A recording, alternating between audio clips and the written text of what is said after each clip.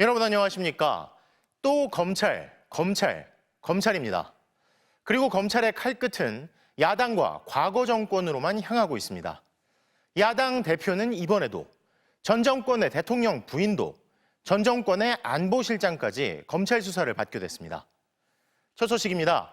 검찰이 더불어민주당 이재명 대표를 또다시 재판에 넘겼습니다. 이번 정부 들어서만 무려 6번째 기소입니다. 검찰은 이 대표에게 업무상 배임 혐의가 있다고 봤는데 이 대표 측은 정치 기소라며 반발했습니다. 먼저 김상훈 기자가 보도합니다. 대통령 선거를 앞둔 2022년 2월 전직 경기도 공무원이 이재명 민주당 후보와 배우자 김혜경 씨가 경기도 법인카드를 사적으로 썼다고 폭로했습니다. 한우와 초밥 등 음식을 집으로 배달했다는 겁니다. 공과 사의 구분을 분명히 해야 했는데 제가 많이 부족했습니다. 진심으로 사과드립니다. 경찰은 식당만 100곳 넘게 압수수색해 김혜경 씨는 검찰에 넘겼지만 이 대표는 개입 정황이 확인되지 않는다며 불송치했습니다. 그런데 지난해 10월 국민권익위원회가 추가 제보 내용과 함께 검찰에 이 대표 수사를 의뢰했습니다. 검찰은 경기도청을 추가로 압수수색하고 공무원 20여 명을 불러 조사했습니다. 1년간 수사 끝에 검찰은 업무상 배임 혐의로 이 대표를 재판에 넘겼습니다. 이 대표가 지사 시절 경기도 예산 1억 600여만 원을 사적으로 썼다고 판단한 겁니다. 먼저 관용차 제네시스 G80을 아파트 주차장에 세워두고 이 대표 부부가 자가용처럼 썼다고 봤습니다. 이 대표가 주유비, 세차비 등으로 적어도 6천여만 원의 이득을 봤다고 계산했습니다. 검찰은 과일과 샌드위치를 예산으로 구매해 집으로 배달시킨 금액이 3,400여만 원이라고 했습니다.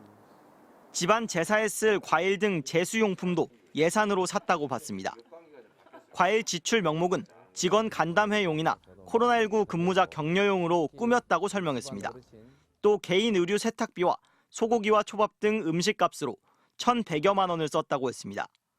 검찰은 공무원 배모 씨의 지휘 아래 일명 사모님 팀이 운영됐다면서 공무와 무관하게 이 대표 부부를 위해 경기도 예산이 사용됐다고 했습니다. 다만 배우자 김혜경 씨는 죄는 인정되지만 기소하지 않는 기소유예로 처분했습니다. 검찰의 6번째 기소인데 병합된 재판이 있어 이 대표는 서울과 수원을 오가며 5개 재판을 받게 됐습니다. 당장 오는 25일에는 위증교사 의혹 사건에 대한 1심 선고가 예정돼 있습니다.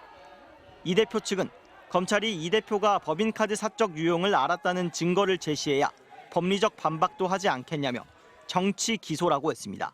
MBC 뉴스 김상훈입니다. 검찰이 이재명 대표를 또 한 번 기소하자 더불어민주당은 즉각 해도 너무한다, 죽을 때까지 기소하겠다는 것이냐며 강하게 반발했습니다. 이미 경찰이 무혐의로 결론 낸 사건을 검찰이 억지 논리로 살려내 기소했다고도 지적했는데요. 반면 국민의힘은 상식적인 기소라면서 법정에서 엄정하게 책임을 물어야 한다고 밝혔습니다. 고재민 기자가 보도합니다. 공직선거법 1심 유죄 판결 나흘 만에 검찰이 더불어민주당 이재명 대표를 또다시 5번째 재판에 넘기자 민주당은 거세게 반발했습니다.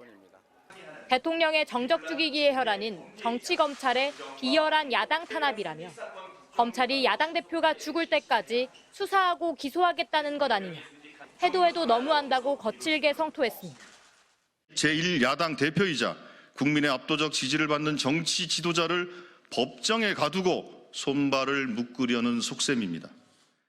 앞서 작년 12월 경찰은 이 대표가 관여한 정황이 확인되지 않는다며 이 대표에 대한 불송치를 결정했는데도 검찰이 부득부득 사건을 되살려 기소했다고 지적했습니다.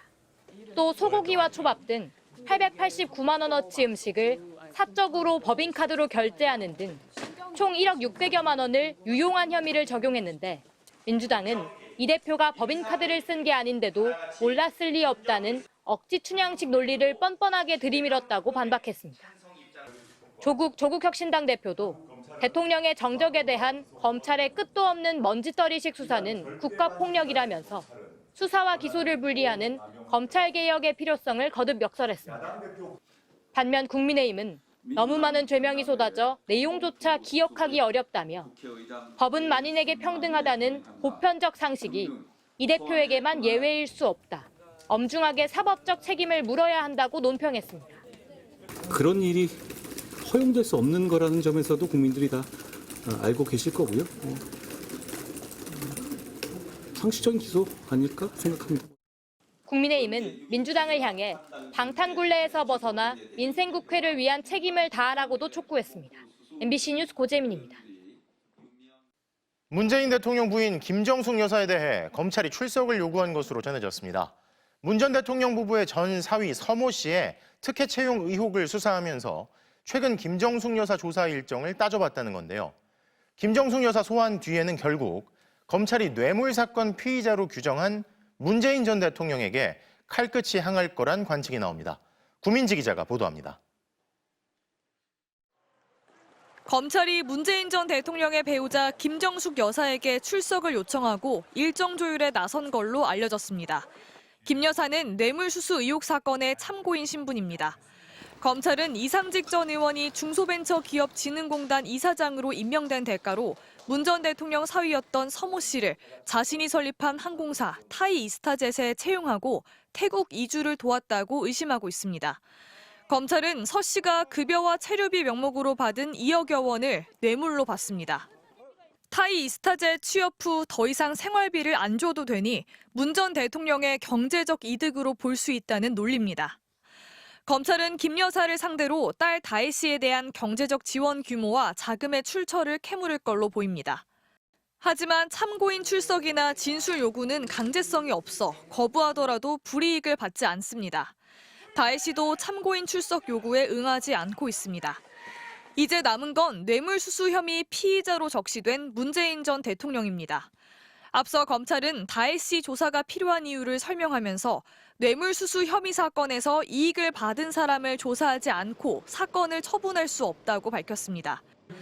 피의자 문 전 대통령에 대한 조사도 필요하다는 입장을 사실상 분명히 밝힌 겁니다. 문 전 대통령 측 윤건영 민주당 의원은 김 여사가 전 사위 취업건과 무슨 상관이 있냐며 검찰이 문 전 대통령에 대해 근거 없는 모욕 주기와 먼지 털기식 수사를 2년 넘게 하고 있다고 했습니다. 문 전 대통령 측은 확인해드릴 게 없다는 입장만 밝혔습니다. 검찰이 문정부 주요 인사 줄 소환에 이어 가족들 소환도 잇따라 통보하면서 문재인 전 대통령 본인에 대한 조사도 머지 않았다는 관측이 나옵니다. MBC 뉴스 구민지입니다. 문재인 정부를 향한 사정기관의 압박은 사드 배치를 두고도 이어지고 있습니다.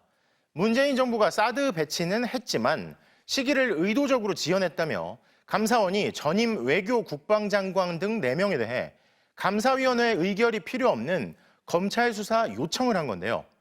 민주당은 정치보복 감사라며 즉각 반발했습니다. 김민영 기자의 보도입니다.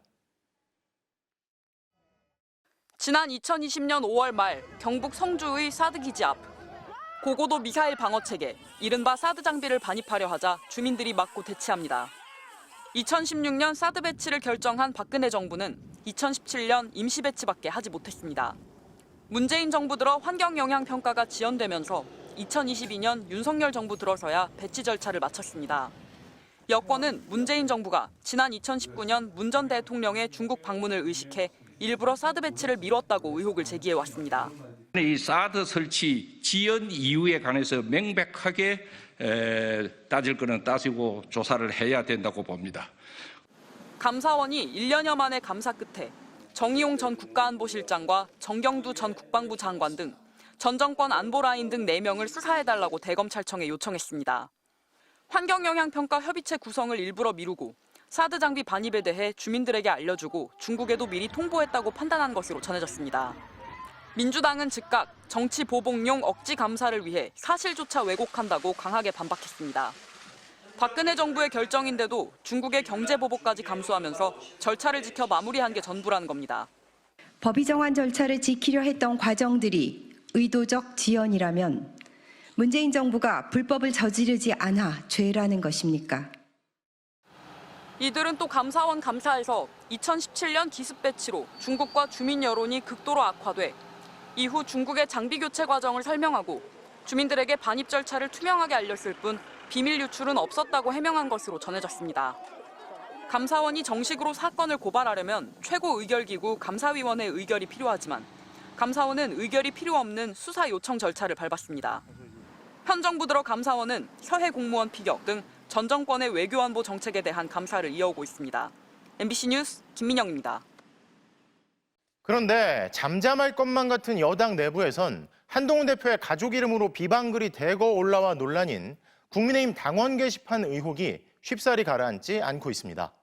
친한계를 제외하고선 당 안팎 곳곳에서 진실을 밝히라는 목소리가 커지는 가운데 사실 여부에 따라 한동훈 대표의 입지마저 흔들릴 수 있다는 전망이 나옵니다. 손하늘 기자가 보도합니다. 한동훈 대표 배우자와 장인, 장모, 모친에 이어 친딸과 동일한 이름으로도 100개 넘는 비방글이 올라온 국민의힘 당원 게시판 의혹. 친딸 한모 씨의 이름으로 올라온 글 가운데는 추경호 원내대표와 김민전 최고위원 등 지도부, 권성동 의원 등 친윤석열계 중진들을 친김건희, 친건으로 표현하며 원색적으로 비난한 글들이 무더기로 나왔습니다. 거론된 당사자들은 즉각 당무감사를 요구하며 강하게 반발했습니다. 한 대표 가족 명의가 도용된 건지 아니면 사실인지 이런 명의가 들어가 있으니까 한 대표가 진실을 말해야 될 그런 의무가 있는 것이 아닌가. 홍준표 대구광역시장 역시 나를 향한 욕설도 있다는데 숨어서 비방질하는 비열한 족속은 엄단해야 한다고 목소리를 높였습니다. 진짜 가족이 아니냐는 의혹마저 일고 있지만 한 대표는 며칠째 추가 입장을 내놓지 않고 있습니다. 제가 이미 말씀드린 거하고 법무위원장이 말씀드린 걸 가름하겠습니다. 제가 더 특별히 더 드릴 만한 내용이 아닌 것 같아요. 친한계 당 지도부는 한동훈 대표는 글을 쓰지 않았다고 여러 차례 명확히 밝혔습니다. 그럼에도 가족들 이름으로 작성된 글들에 대해서는 당원들 익명성을 보장해야 하는데 이렇게 되면 다른 글들까지 다 확인해야 한다며 즉답을 피했습니다. 유난히 대응이 더딘 사이 의혹은 눈덩이처럼 불어나고 있습니다. 실제 한동훈 대표의 가족이 글을 썼거나 혹은 누군가 명의를 도용했을 가능성입니다. 아니면 댓글 프로그램을 동원해 비방글을 작성했을 수도 있습니다. 친윤계는 한 대표가 드루킹 여론조작 사건에 연루된 김경수 전 지사를 민주주의 파괴범이라고 비판했던 것을 지목하며 온가족 드루킹 의혹이라고 반발했습니다. 검사 한동훈이 이 상황을 한심해할 거라며 세상에 비밀은 없다는 비판도 이어갔습니다. 친한계도 발끈하고 있습니다. 정치인은 공인이다. 수십만 건 가운데 700개일 뿐이다. 가족이 맞다 한들 뭐가 문제냐는 주장까지 나왔습니다. 가족이 만약에 했다 합시다. 네네. 했다 해도 그게 뭐가 문제가 됩니까? 그게 뭐가 문제가 되나요? 그러니까 법률적인 문제가 되나요? 당원 게시판 의혹이 친한 친윤 갈등으로 번지는 가운데 만약 작성자가 가족이라면 한동훈 대표의 여당 내 입지는 물론 향후 거취에도 영향을 줄 수 있습니다. 더불어민주당은 한동훈 대표를 향해 당원 게시판 의혹 때문에 요즘 들어 용산에 항복한 것이냐며 잘못한 게 있다면 이실직고하고 잘못이 없다면 수사를 자처해 명예를 회복하라고 압박했습니다. MBC 뉴스 손하늘입니다.